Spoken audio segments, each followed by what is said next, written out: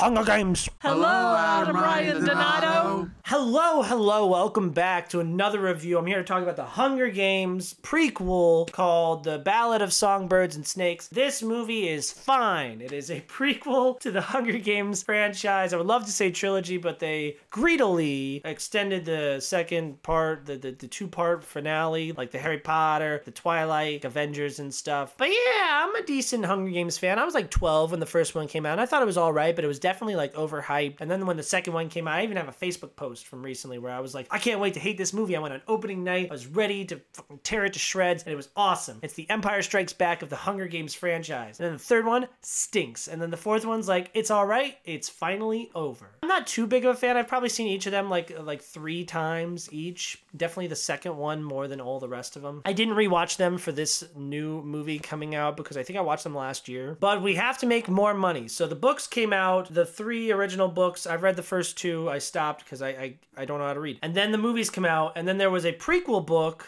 and then now the prequel movie. So Suzanne Collins was like, you're telling me I can make more money? And make money she did, because now we have the Ballad of Songbirds and Snakes, which is very, very popular. It's definitely got an audience for it. It is headlined by Rachel Zegler, who is the hot ticket these days. But is she, though? Because she's really annoying about stuff like Shazam 2, even though she's the best part about that movie. Also, everything she has to say about Snow White is really annoying and dumb. Still, I have to hand it to Disney because it's so brilliant, like how they like circumvent any kind of like criticism. Because if you hate on the Snow White movie, it's because you're sexist and you hate women. She's very beautiful and she's a great actress. She's awesome in West Side Story, so it's just really annoying when she comes out. I hate when actors are like, because I needed a job. You know, it's like, shut up. You're this like big famous person. Like Jacob Elordi came out and was like, well, I took it because I needed a job. And then like he was asked about Superman, the audition for Superman. He was like, no, I turned it down because, It's like, well, I thought you needed a job, Jacob. Zegler's very good here. She's doing a southern accent, which makes sense because District 12 is in the Carolinas area, but it was also confusing because in the Hunger Games, like none of them have like a thick southern accent like that, but she's also like a traveling like singer, so maybe like that's why. But she's very tenacious in this, and obviously she's a very good singer. None of the songs I'm adding to my Spotify playlist, but they were a fun aspect about the movie. The main guy, I have no idea who that is. I have no idea, and I'm not even gonna look it up because he's fine. He's whatever. They dyed his hair blonde. He's not actually blonde in real life. The thing that I was really excited about this movie was the older cast members, like Peter Dinklage rocks in this movie. Viola Davis rocks in this movie. And my favorite part about the movie is the casting of Jason Schwartzman as Caesar Flickerman's like dad or grandfather, whatever the hell. I think he's just so perfect in that role, and he adds a lot of levity throughout the movie because it's very long. It's like over 2.5 hours, and he adds a lot of like levity because obviously this is trying to say a bunch of stuff about like the dangers of like class and difference, like the rich being like, oh, they don't even see the poor as like people. So the way he acts like when like people die in the games and stuff, it's like really funny. And when he's interviewing people, like how full of himself he is, he was just perfect in this. Rachel Zegler's boyfriend who's in this as well, he kind of plays like the friend of the main guy, and he's like from one of the districts, but his dad's rich. I think it's really dumb how he gets a role just because he's dating Rachel Zegler every time. I'm always gonna remember him as Rachel Zegler's boyfriend because that's all that he is. He's fine, he's good, he's not a bad actor or anything. I just Rachel Zegler's boyfriend. But really, to the meat and potatoes of how I feel about this movie, at the end of the day, if you are a hardcore fan of the franchise, I think that this is a good extension for you to watch. If you are not a fan, like if you haven't seen all of the movies, then I don't think this is really a thing you need to see. I think it's competently made, and I think it's decently enjoyable, but it was a very long movie. I don't really feel like it added very much. It wasn't as like epic as I feel like it wanted to be. Like I feel like the ending, they wanted it to feel a little bit more like hard hitting, and it really just nothing. I felt real nothing watching this movie. Like it's fine, it's competently made, there's a lot of cool people in it. You see the Hunger Games. The whole thing's not the Hunger Games. That's what's one of the more enjoyable parts, is seeing the world building of where we were at this point in time in Pan Am. It's very much so like skippable if you're not like a fan. Like even if you saw all of them and you didn't like them, don't watch this then. It's like a lot of more of the same, but like worse. Jennifer Lawrence really like holds up those movies. Like she's really fantastic. I think she's a lot more relatable than Rachel Zegler is.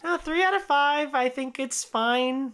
I don't think I'm gonna watch it again. I like even said, I was like, oh, if the Blu-ray is $10, I'm not buying it. If it's less, fine. Yeah, I don't expect to revisit this one anytime soon. I don't expect to recommend it to anybody. Like I said, unless you are a big fan of Hunger Games, I just didn't really care if there's a lot of like, that happens in District 12.